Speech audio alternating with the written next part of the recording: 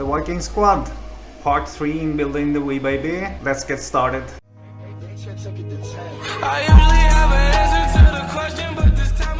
We aspire to do today, to assemble the whole base frame, as I call it. We already have the bottom square from part 1 in this series and the top square from part 2.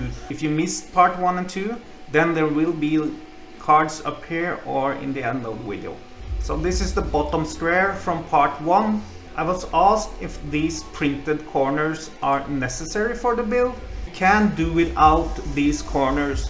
They are mostly to align the extrusions and also for aesthetics. I was also asked if these screws would scratch the table, and yes, they will. In my build I do have rubber feet here.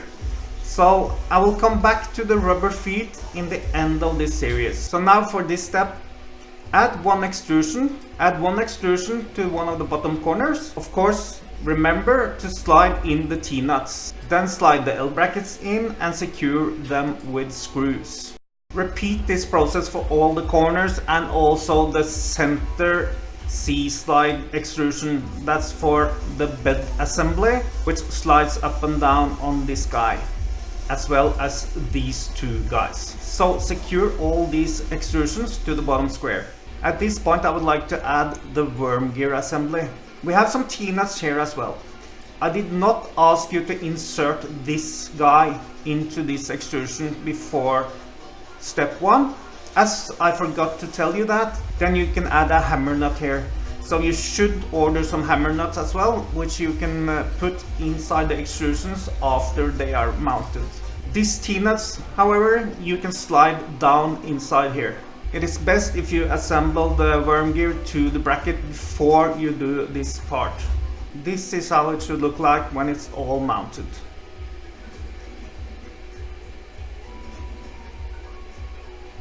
Then you must make sure that you add all the T-nuts for the top square to all these extrusions. There should be 2, one on each side here, and 1 T-nuts in each V-slot here, 4 altogether in each corner extrusion. I advise you to add these L-brackets to the C extrusions before you add the top square. If you did forget to add T-nuts to the top square before you mounted the top square together, then use hammer nuts for this step.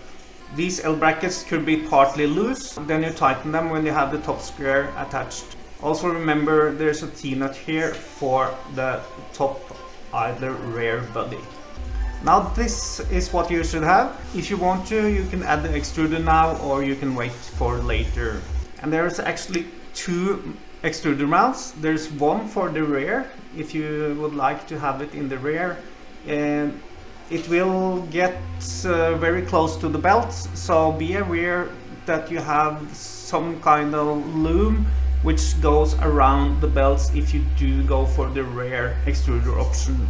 That is not the stock solutions. I opted for a front extruder. It should be all close to the tension bracket. Also here, use the hammer nuts if you don't have access to add the T-nuts. In the next part we're gonna have a look at the X-axis assay, which is very important and also very nice. A little bit complex, but yeah, I'm really looking forward to do that one. So please subscribe and hit the bell for updates on that one. So soon we will have a V-Baby. Thank you for watching and see you in the next one. Now go melt some plastic, guys.